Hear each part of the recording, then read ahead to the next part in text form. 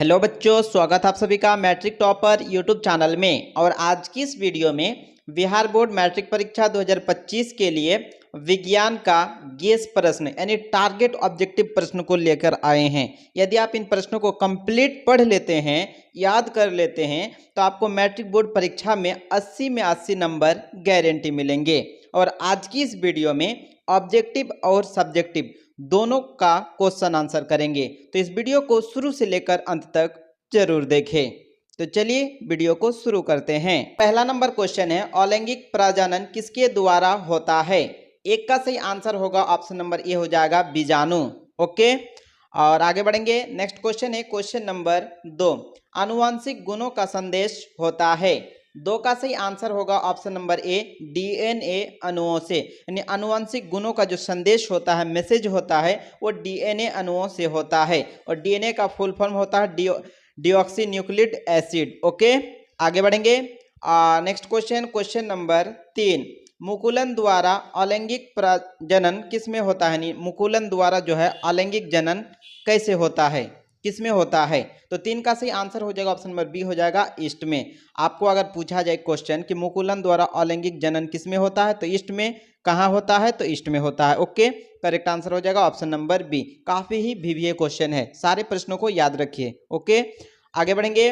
Next question, question number 4, मानव मादा के जनन तंत्र का भाग नहीं है। मानव मादा के जनन तंत्र का भाग नहीं है, यानी कौन जो है वो भाग नहीं है? ऑप्शन है अंडाशय, गर्भाशय, शुक्रवाहिका या फिर डिंब वाहिनी। तो 4 का सही आंसर होगा ऑप्शन नंबर सी हो जाएगा शुक्रवाहिका। ये शुक्रवाहिका क्या है? तो मानव यानी पुरुषों में पाया जाता है। बाकी अंडाशय, गर्भाशय, डिंब वाहिनी ये किस में पाया जाता है? स्त्री में पाया जाता है, फीमेल में। ओके, तो करेक्ट आंसर हो जाएगा ऑप्शन नंबर सी। ये क्या है? मादा जनन तंत्र का भाग नहीं है। कौन? शुक्रवाहिका। आगे बढ़ेंगे। नेक्स्ट क्वेश्चन है क्वेश्चन नंबर 5 यानी 5, परागकोश में होते हैं। 5 का सही आंसर होगा ऑप्शन नंबर डी हो जाएगा परागकण, यानी परागकोश में होते हैं परागकण। याद रखिए, करेक्ट आंसर ऑप्शन डी हो जाएगा। और नेक्स्ट क्वेश्चन है क्वेश्चन नंबर 6, अड़हुल किस प्रकार का पुष्प है? पुष्प को जो हम लोग फ्लावर भी बोलते हैं, फूल भी बोलते हैं। ओके, तो अड़हुल किस प्रकार का पुष्प है? 6 का सही आंसर होगा ऑप्शन नंबर ए हो जाएगा द्विलिंगी। अड़हुल जो है यह एक द्विलिंगी फूल है, पुष्प है। आगे बढ़ेंगे। Next question, question number 7, planaria में अलैंगिक जनन की विधि है, यानी प्लेनेरिया जो जीव है इसमें अलैंगिक जनन की विधि कैसी है? 7 का सही आंसर होगा ऑप्शन नंबर डी हो जाएगा पुनरुद्ध भवन। ओके, आगे बढ़ते हैं। और नेक्स्ट क्वेश्चन है क्वेश्चन नंबर 8, मानव सगर्भता की अवधि होती है लगभग, यानी मानव में सगर्भता की अवधि कितने दिन की होती है? 8 का सही आंसर होगा ऑप्शन नंबर सी हो जाएगा 40 सप्ताह। और नेक्स्ट क्वेश्चन है क्वेश्चन नंबर 9, नर तथा मादा जनन कोशिकाओं के संलयन के फलस्वरूप बनता है। तो 9 का सही आंसर हो जाएगा ऑप्शन नंबर सी युग्मनज बनता है। नर तथा मादा जब भी कोशिकाओं के संलयन से फलस्वरूप कुछ भी बनेगा तो उसमें क्या होगा? युग्मनज बनेगा। ओके, करेक्ट आंसर हो जाएगा ऑप्शन नंबर सी। आगे बढ़ेंगे। और नेक्स्ट क्वेश्चन है क्वेश्चन नंबर 10, इनमें कौन अलैंगिक जनन की विधि है? आपको पता लगाना है चारों में, विखंडन, मुकुलन, बीजाणु जनन या फिर इनमें से सभी। इसमें कौन ऐसी चीज है जिसमें अलैंगिक जनन की विधि है? 10 का करेक्ट आंसर होगा ऑप्शन नंबर डी हो जाएगा इनमें सभी, यानी विखंडन, मुकुलन, बीजाणु जनन ये तीनों में जो है अलैंगिक जनन की विधि पाई जाती है। तो हमारा जो आंसर होगा ऑप्शन डी हो जाएगा इनमें सभी, ऑप्शन डी। और नेक्स्ट क्वेश्चन है क्वेश्चन नंबर 11, पुष्पी पौधों में लैंगिक जनन किसके द्वारा होता है? 11 का सही आंसर हो जाएगा ऑप्शन नंबर सी हो जाएगा फूलों द्वारा, यानी पुष्पी पौधों में अलैंगिक जनन, लैंगिक जनन किसमें होता है? पुष्पी पौधों में। तो फूलों द्वारा जो है लैंगिक जनन होता है, किसमें? पुष्पी पौधों में, फूल वाले पौधों में। ओके, नेक्स्ट क्वेश्चन है क्वेश्चन नंबर 12, किस प्रकार के जनन में जनक के शरीर से कलिका निकलती है? यानी किस प्रकार के जो जनन होती है जिसमें जनक यानी जीव के शरीर में जो जनन करती है उसके शरीर में कलिका निकलती है? 12 का सही आंसर होगा ऑप्शन नंबर ए हो जाएगा मुकुलन में। और नेक्स्ट क्वेश्चन है क्वेश्चन नंबर 13, मोस्ट वीवीए क्वेश्चन है, सारे प्रश्नों को याद रखिए। मानव मादा के जननतंत्र का भाग नहीं है, तो 13 का सही आंसर हो जाएगा ऑप्शन नंबर सी शुक्रवाहिका। मोस्ट इंपॉर्टेंट प्रश्न है, यानी most VVI. Okay, next question है क्वेश्चन नंबर 14, स्त्री केसर के आधारीय भाग को कहते हैं। 14 का सही आंसर हो जाएगा ऑप्शन नंबर बी हो जाएगा अंडाशय, यानी स्त्री केसर के आधारीय भाग को अंडाशय कहते हैं। करेक्ट आंसर ऑप्शन बी हो जाएगा। और नेक्स्ट क्वेश्चन है क्वेश्चन नंबर 15, पुंकेसर के अग्रभाग को कहते हैं। 15 का सही आंसर होगा ऑप्शन नंबर बी प्रागकोश, यानी पुंकेसर के अग्रभाग को प्रागकोश कहते हैं। करेक्ट आंसर ऑप्शन बी होगा। और नेक्स्ट क्वेश्चन है क्वेश्चन नंबर 16, निषेचन की क्रिया किस जीव में मुख्यतः होती है। 16 का सही आंसर होगा ऑप्शन नंबर सी हो जाएगा पुष्पी पादप एवं जंतुओं में, यानी निषेचन की जो क्रिया होती है जिसमें नर एवं मादा दोनों संलायन करते हैं, मिलते हैं, उसके फलस्वरूप जो है पुष्पी पादप एवं जंतुओं में होती है। ये जनन जो है पुष्पी पादप एवं जंतुओं में होती है, याद रखिए। और आगे बढ़ेंगे नेक्स्ट क्वेश्चन, क्वेश्चन नंबर 17, निषेचन के फलस्वरूप अंडाशय की दीवारें बनाती है, यानी जब निषेचन होता है जीवों में या फिर जंतुओं में तो अंडाशय की दीवारें क्या बनाती है। मोस्ट वीवीआई प्रश्न है। 17 का करेक्ट आंसर हो जाएगा ऑप्शन नंबर सी हो जाएगा बीज बनता है। ओके। और नेक्स्ट क्वेश्चन, क्वेश्चन नंबर 18, बीजांड की दीवारें मोटी होकर बनाती है। 18 का सही आंसर हो जाएगा ऑप्शन नंबर डी होगा बीजावरण, यानी बीजांड की दीवारें मोटी होकर बीजावरण बनाती है, यानी रक्षा कवच। करेक्ट आंसर हो जाएगा ऑप्शन नंबर डी। और नेक्स्ट क्वेश्चन, क्वेश्चन नंबर 19, निम्नलिखित में कौन सा भाग केवल पुरुष जननांग में पाया जाता है। 19 का सही आंसर होगा ऑप्शन नंबर सी हो जाएगा शुक्रवाहिका। शुक्रवाहिका एक ऐसी जनन अंग है जो सिर्फ पुरुष में ही यानी कि मेल में ही पाया जाता है, ये फीमेल में नहीं होता है, स्त्री में। और स्त्री में होता है फैलोपियन नालिका, लेबिया माइनोरा या फिर परिपक्व पुटक। ये किस में पाए जाते हैं तो स्त्री में पाए जाते हैं, याद रखिए। और नेक्स्ट क्वेश्चन है क्वेश्चन नंबर 20, नर युग्मक एवं मादा युग्मक के संगलन को कहते हैं। संगलन मतलब मिलना प्लस अटैच होना। ओके। 20 का सही आंसर हो जाएगा ऑप्शन नंबर ए निषेचन कहते हैं। और नेक्स्ट क्वेश्चन है क्वेश्चन नंबर 21, अंडाणु निषेचित होता है, यानी अंडाणु जो निषेचित होता है वो किससे होता है। तो 21 का सही आंसर होगा ऑप्शन नंबर सी हो जाएगा फैलोपियन नालिका में, यानी अंडाणु निषेचित जब भी होगा वो फैलोपियन नालिका से होगा। करेक्ट आंसर हो जाएगा ऑप्शन नंबर सी। आगे बढ़ते हैं। और नेक्स्ट क्वेश्चन, क्वेश्चन नंबर 22, निम्नलिखित में कौन लैंगिक जनन संचारित रोग नहीं है, यानी कौन ऐसा लैंगिक जनन है जिससे संचारित रोग नहीं। इसका मतलब ये होता है कि एक से दूसरे में नहीं फैलता है। 22 का सही आंसर हो जाएगा ऑप्शन नंबर सी हो जाएगा टाइफाइड। टाइफाइड बुखार क्या है, ये एक से दूसरे में नहीं जाता है, हालांकि हो जाता है किसी को, मतलब ये बात नहीं है कि उससे फैल जाता है। और एड्स जो है अगर किसी को है वो आपसे अटैच हो गया तो आपको कंफर्म है कि एड्स हो जाएगा। सिफिलिस भी एक ऐसी बीमारी है जो दूसरे आदमी को अगर आप उससे अटैच हो गए, मिल लिए, तो आपको होना एकदम कंफर्म हो जाता है। गोनेरिया भी, ये तीनों जो होते हैं पॉजिटिव बीमारी होते हैं जो एक बार होने पर इसका इलाज ज़्यादा संभव नहीं होता है। मोस्ट पावरफुल ये सब बीमारी है। तो आगे बढ़ेंगे। नेक्स्ट क्वेश्चन है क्वेश्चन नंबर 23, मुकुलन द्वारा प्रजनन किसमें होता है। 23 का सही आंसर होगा ऑप्शन नंबर बी हो जाएगा ईस्ट में, यानी मुकुलन द्वारा प्रजनन ईस्ट में होता है। करेक्ट आंसर ऑप्शन बी हो जाएगा। आगे बढ़ेंगे। और नेक्स्ट क्वेश्चन है क्वेश्चन नंबर 24, ईस्ट किस वर्ग का एक कोशिकीय जीव है। 24 का correct answer option number B होगा कवक। ईस्ट एक ऐसा ईस्ट जो है किस वर्ग का एक कोशिकीय जीव है तो कवक का। कवक से क्या निकला है, ईस्ट निकला है, और ईस्ट क्या है तो एक कोशिकीय जीव है। आगे बढ़ेंगे। और नेक्स्ट क्वेश्चन, क्वेश्चन नंबर 25, गुणसूत्र कहाँ पाए जाते हैं। 25 का करेक्ट आंसर हो जाएगा ऑप्शन नंबर ए हो जाएगा कोशिका के केंद्र में, यानी गुणसूत्र जब भी पाए जाते हैं वो कोशिका के केंद्र में पाए जाते हैं, सेंटर पॉइंट में। और आपको बताते हैं गुणसूत्र जो होते हैं इसके 23 जोड़े होते हैं। आगे बढ़ेंगे। नेक्स्ट क्वेश्चन है क्वेश्चन नंबर 26, निम्न में से कौन मानव में मादा जननतंत्र का भाग नहीं है। मोस्ट वीवीआई क्वेश्चन ये हर साल पूछे जाते हैं, MVVI, यानी कि मोस्ट वेरी इंपॉर्टेंट ऑब्जेक्टिव है। और इसका सही आंसर हो जाएगा ऑप्शन नंबर सी शुक्रवाहिका। 26 का सी। आगे बढ़ेंगे। नेक्स्ट क्वेश्चन है क्वेश्चन नंबर 27, भ्रूण को पोषण कहाँ से मिलता है। 27 का सही आंसर होगा ऑप्शन नंबर बी हो जाएगा माँ के रुधिर से। भ्रूण जो होता है माँ के पेट में जो गर्भ अवस्था में बच्चे होते हैं तो उसको पोषण यानी खाना पीना कैसे मिलती है तो माँ के रुधिर से, याद रखिएगा, मोस्ट वेरी इंपॉर्टेंट। और नेक्स्ट क्वेश्चन है क्वेश्चन नंबर 28, फूल में पौधे के नर भाग का क्या नाम है? फूल में जो नर पौधे के नर भाग होता है उनको क्या नाम से बुलाते हैं? तो 28 का करेक्ट आंसर होगा ऑप्शन नंबर सी, पुंकेसर। जो भी फूल में नर भाग को जो है पुंकेसर कहते हैं और स्त्री भाग को स्त्री केसर कहते हैं। आगे बढ़ेंगे। नेक्स्ट क्वेश्चन है क्वेश्चन नंबर 29, यौवन की आयु क्या होती है? तो 29 का करेक्ट आंसर होगा ऑप्शन नंबर ए हो जाएगा, लड़कियों में 10 और 10 से 12 वर्ष की उम्र में यौवन, यानी आप जो बालिग होते हैं, मतलब शरीर के हिसाब से, ये नहीं कि संविधान के हिसाब से, आप जो है 10 से 12 वर्ष की उम्र से जो है यौवन हो जाते हैं, यानी उसके शरीर में हर कुछ हार्मोन की जो है बदलाव आने लगता है। आप समझ सकते हैं मैं क्या बताना चाहता हूँ। आगे बढ़िएगा। नेक्स्ट क्वेश्चन है क्वेश्चन नंबर 30, अंडाणु निषेचित होता है? 30 का सही आंसर होगा ऑप्शन नंबर सी, फैलोपियन नलिका से। आगे बढ़ेंगे।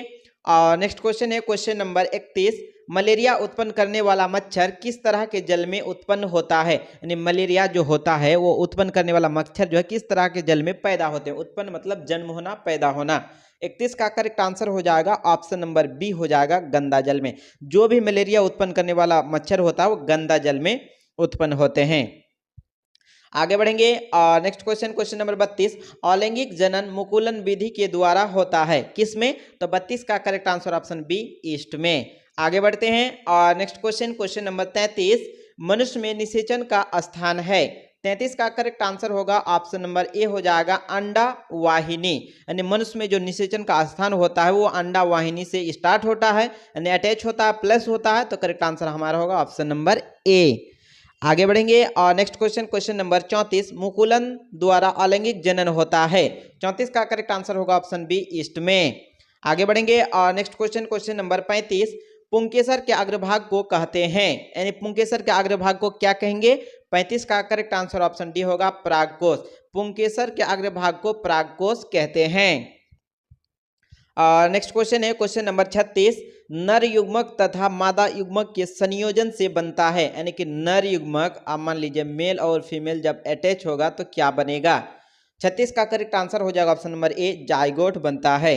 इसे हम लोग और एक भाषा में निषेचन भी बोल सकते हैं। नेक्स्ट क्वेश्चन क्वेश्चन नंबर 37, स्त्रियों के मासिक चक्र में एक परिपक्व अंडाणु किस दिन अंडाशय से बाहर निकलता है? 37 का करेक्ट आंसर होगा ऑप्शन नंबर बी हो जाएगा, 14वें दिन। नेक्स्ट क्वेश्चन क्वेश्चन नंबर 38, पुष्प के केंद्र में अवस्थित मादा जनन अंग है? यानी पुष्प के केंद्र में अवस्थित जो मादा जनन अंग है उसे क्या कहेंगे? तो 38 का करेक्ट आंसर ऑप्शन ये हो जाएगा, स्त्री केसर कहेंगे। अगर पुष्प के केंद्र में नर पूछा जाए तो उसको हम लोग क्या कहेंगे? पुंकेसर कहेंगे। ये वेरी वेरी इंपॉर्टेंट है, आप इसे समझ लीजिए। आगे बढ़ेंगे। नेक्स्ट क्वेश्चन क्वेश्चन नंबर 39, अलैंगिक प्रजनन किसके द्वारा होता है? 39 का करेक्ट आंसर ऑप्शन ये हो जाएगा, बीजाणु। अलैंगिक प्रजनन हमेशा बीजाणु के द्वारा होता है। आगे बढ़ते हैं। और next question question number 40, bacteria तथा अमीबा में अलैंगिक प्रजनन की सबसे सामान्य विधि है? तो 40 का करेक्ट आंसर होगा ऑप्शन बी हो जाएगा, विभाजन। और नेक्स्ट क्वेश्चन है क्वेश्चन नंबर 41, वन संपदा एवं वन संपदा का एक उदाहरण है? आप समझ लीजिए कि वन किसे कहेंगे? जंगल। इसका जो इकट्ठा होकर संपदा होता है तो उसका एक एग्जाम्पल यानी कि उदाहरण देना है। 41 का करेक्ट आंसर हो जाएगा ऑप्शन नंबर बी हो जाएगा, लकड़ी। वन संपदा का एक उदाहरण क्या है? लकड़ी हो गया। मिट्टी तो नहीं होगा, तांबा भी नहीं होगा, एल्युमिनियम भी नहीं होगा, तो करेक्ट आंसर हो जाएगा option number B. Common science लगाइए ना, तुरंत हो जाएगा हल। आगे बढ़ते हैं। नेक्स्ट क्वेश्चन क्वेश्चन नंबर 42, स्वपोषी पोषण के लिए आवश्यक है? तो 42 का करेक्ट आंसर होगा ऑप्शन नंबर डी, इनमें से सभी। स्वपोषी पोषण जान लीजिए, जैसे कि पेड़ पौधे हो गए जिसमें जीवन होते हैं, यानी जान होते हैं, सजीव वस्तु होते हैं। जैसे हम लोगों को क्या क्या चाहिए? तो CO2 यानी कार्बन डाइऑक्साइड गैस, क्लोरोफिल और सूर्य का प्रकाश, ये तीनों चाहिए। तो करेक्ट आंसर हो जाएगा ऑप्शन नंबर डी। आगे बढ़ेंगे। Next question question number 43, insulin की कमी से होता है? यानी इंसुलिन की कमी अगर आपके शरीर में हो जाता है तो क्या होने की संभावना रहती है? तो 43 का करेक्ट आंसर होगा ऑप्शन नंबर सी, मधुमेह, यानी कि शुगर, चीनी रोग हो सकता है। आगे बढ़ेंगे। नेक्स्ट क्वेश्चन क्वेश्चन नंबर 44, खुला परिसंचरण तंत्र किसमें पाया जाता है? 44 का करेक्ट आंसर ऑप्शन बी हो जाएगा, कॉकरोच, जिसको हर कोई देखकर डरता है घर में। कॉकरोच क्या है? इसमें खुला परिसंचरण तंत्र पाए जाते हैं। आगे बढ़ेंगे।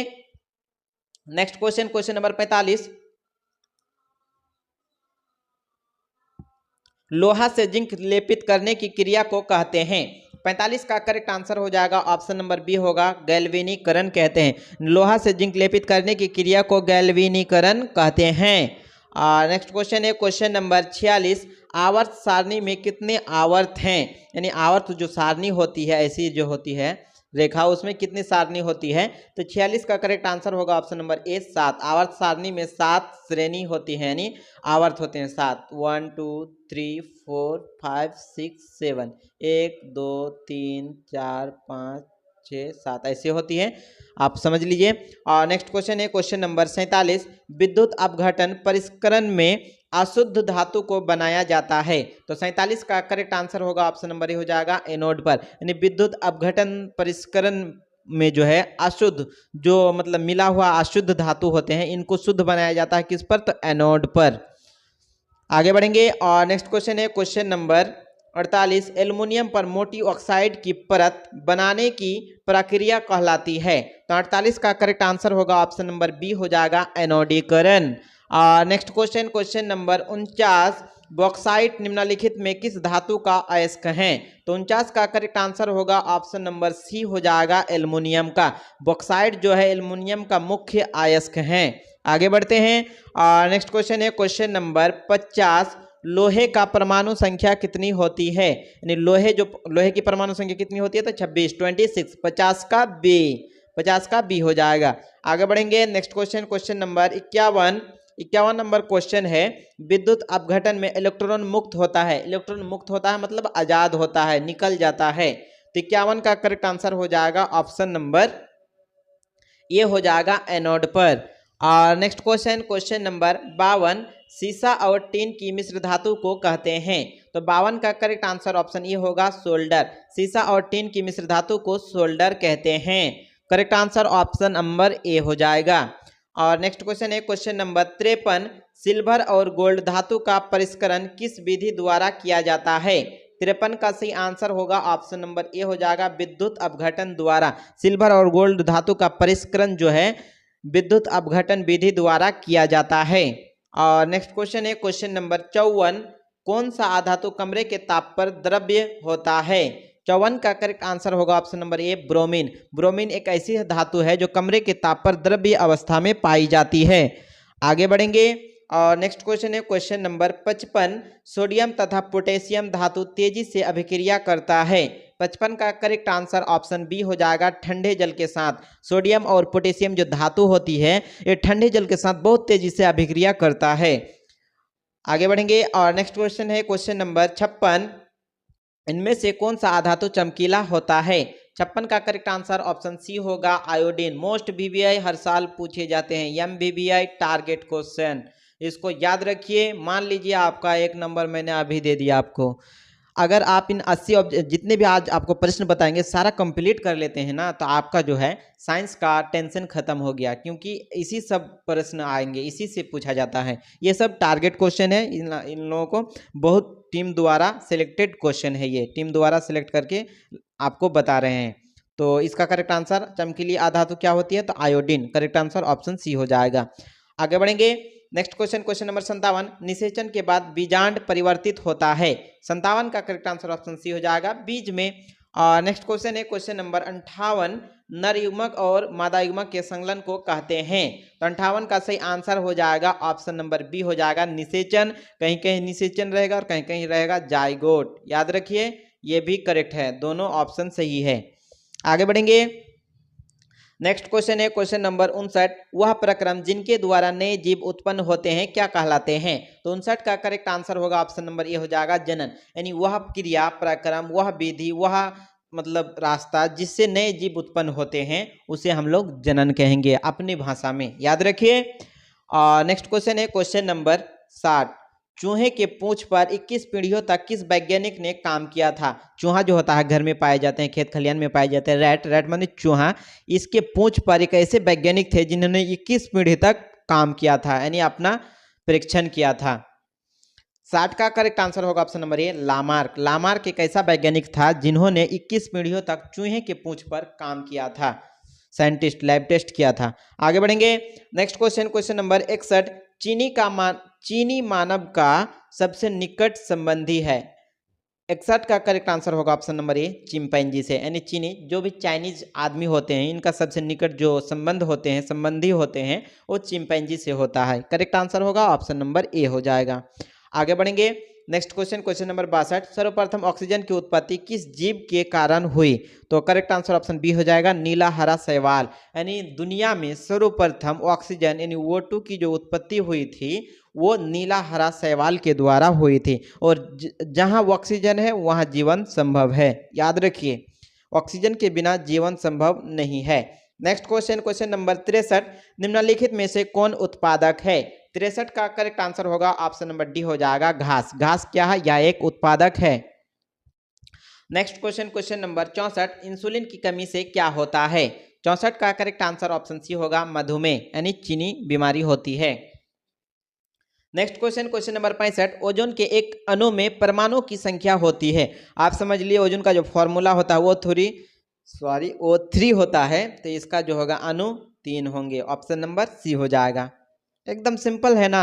आप ओजोन के एक अणु में परमाणु की संख्या बहुत सारी 1 2 3 करके याद रखते हैं, जबकि आपको उसका फॉर्मूला ही याद रखना होगा O3, तो इसका परमाणु संख्या हो जाएगा 3। आगे बढ़ेंगे।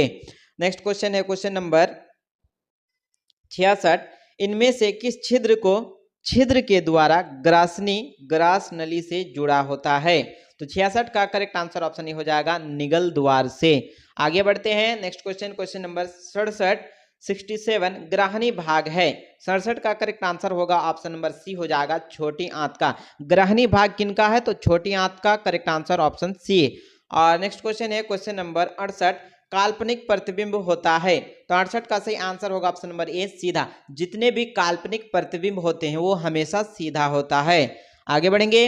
नेक्स्ट क्वेश्चन, क्वेश्चन नंबर 69, प्रकाश अपवर्तन के कितने नियम हैं? तो प्रकाश परावर्तन हो या फिर अपवर्तन, दोनों के 2 नियम होते हैं। मोस्ट इंपॉर्टेंट क्वेश्चन है, दोनों में से कोई एक क्वेश्चन आएगा, आपका 1 नंबर फिक्स हो गया प्लस। यानी प्रकाश अपवर्तन के कितने नियम होते हैं? तो 2। प्रकाश परावर्तन के भी कितने नियम होते हैं? तो 2 ही नियम होते हैं। आगे बढ़ेंगे। नेक्स्ट क्वेश्चन, क्वेश्चन नंबर 70, प्रकाश का वर्ण विक्षेपण किस उपकरण से संभव है? तो प्रकाश का उपकरण जो है, मतलब वर्ण जो 7 रंग में फैलता है, तो ये जो है प्रिज्म से संभव है, प्रिज्म, याद रखिए। तो इसका सही आंसर हो जाएगा ऑप्शन नंबर सी, प्रिज्म। और नेक्स्ट क्वेश्चन है क्वेश्चन नंबर 71, फोटोग्राफी कैमरा का अभिदृश्यक होता है। यानी फोटोग्राफिक जो कैमरा होता है जिससे आप लोग ठिचू करके फोटो लेते हैं ना कैमरा, तो इसका जो अगला भाग होता है वो किसका बना होता है? 71 का करेक्ट आंसर हो जाएगा ऑप्शन नंबर ये हो जाएगा, उत्तल लेंस का होता है। आगे बढ़ेंगे। नेक्स्ट क्वेश्चन है question number 72, most important question, photographic camera अंदर से दिखता है। यानी कि आप तो समझ लिए कि फोटोग्राफी जो कैमरा होता है उसका लेंस उत्तल लेंस का बना होता है, तो ये अंदर से कैसा दिखता है? तो आपको बता दें ये ब्लैक यानी कि काला दिखता है। 72 का ए हो जाएगा। नेक्स्ट क्वेश्चन, क्वेश्चन नंबर 73, विद्युत धारा उत्पन्न करने की युक्ति को कहते हैं। 73 का करेक्ट आंसर ऑप्शन ये हो जाएगा, जनित्र। जिससे विद्युत यानी कि करंट उत्पन्न होते हैं, पैदा होते हैं, उसे क्या कहेंगे? जनित्र कहते हैं। और जनित्र में जो है दोनों धारा प्राप्त होती है, दिष्ट धारा और प्रत्यावर्ती धारा, याद रखिएगा। मोस्ट इंपॉर्टेंट क्वेश्चन था, आप लोगों को बता दिया। आगे बढ़ेंगे। नेक्स्ट क्वेश्चन, क्वेश्चन नंबर 74, सरल सूक्ष्मदर्शी में किसका उपयोग होता है? तो 74 का करेक्ट आंसर हो जाएगा ऑप्शन नंबर डी, उत्तल लेंस का। सरल सूक्ष्मदर्शी जो होता है जिसमें हम लोग छोटे छोटे वस्तुओं को देखते हैं, इसमें जो है उत्तल लेंस लगा होता है। आगे बढ़ेंगे। नेक्स्ट क्वेश्चन, क्वेश्चन नंबर 75, काल्पनिक प्रतिबिंब होता है। तो 75 का करेक्ट आंसर होगा ऑप्शन नंबर ए हो जाएगा, सीधा। आगे बढ़ेंगे। नेक्स्ट क्वेश्चन है क्वेश्चन नंबर 76, किसी माध्यम के अपवर्तनांक का मान होता है। तो किसी भी माध्यम का जो अपवर्तनांक का मान होता है वो sin i बटा sin r होता है। 76 का करेक्ट आंसर ऑप्शन बी हो जाएगा, यानी कि sin i बटा sin हो जाएगा r, sin r, याद रखिए ये करेक्ट है, option B. Next question, question number 77, side mirror के रूप में प्रयुक्त होता है। साइड मिरर जो आप लोग कार चलाते हैं, बाइक चलाते हैं, बस ट्रक जो भी चलाते हैं, उसके साइड में 2 ठो आईना होता है, आईना को इंग्लिश में मिरर बोलते हैं। तो ये किसका बना होता है? 77 का करेक्ट आंसर हो जाएगा ऑप्शन नंबर बी, उत्तल दर्पण का। यानी साइड मिरर के रूप में किस दर्पण का उपयोग होता है? तो उत्तल दर्पण का। उत्तल दर्पण का उपयोग इसलिए करते हैं क्योंकि बड़े वस्तुओं को छोटे करके आपको क्लियर दिखाते हैं, इसलिए याद रखिए। और नेक्स्ट क्वेश्चन है क्वेश्चन नंबर 78, प्रतिरोध का मात्रक है। 78 का करेक्ट आंसर ऑप्शन बी हो जाएगा ओम। प्रतिरोध का मात्रक क्या होता है? ओम होता है। आगे बढ़ेंगे। Next question, question number 79, lens में मुख्य फोकस की संख्या कितनी होती है? तो लेंस में फोकस की संख्या 2 होती है, यानी 2 फोकस होते हैं, एफ। और नेक्स्ट क्वेश्चन है क्वेश्चन नंबर 80, और ये लास्ट ऑब्जेक्टिव है। सर्वप्रथम ऑक्सीजन की उत्पत्ति किस जीव के कारण हुई? तो ऑप्शन बी हो जाएगा नीला हरा शैवाल। और फ्रेंड्स, आज का यह वीडियो बहुत लंबी हो रही है, जिससे आज हम लोग मात्र इसमें जो है ऑब्जेक्टिव क्वेश्चंस को ही कंप्लीट किए, और नेक्स्ट वीडियो में ऑब्जेक्टिव, यानी ऑब्जेक्टिव तो होगी, आप सब्जेक्टिव को क्लियर करेंगे। तो फ्रेंड्स, आपको इस 80 ऑब्जेक्टिव क्वेश्चंस में कितने ऑब्जेक्टिव का आंसर पहले से पता था, यानी कि याद था, आप हमें कमेंट में जरूर बताएं। और इस वीडियो को अपने दोस्त रिश्तेदार को भी शेयर कर दीजिए, ताकि उसे भी फायदे हो सके। मिलते हैं अगली वीडियो में, तब तक के लिए जय हिंद।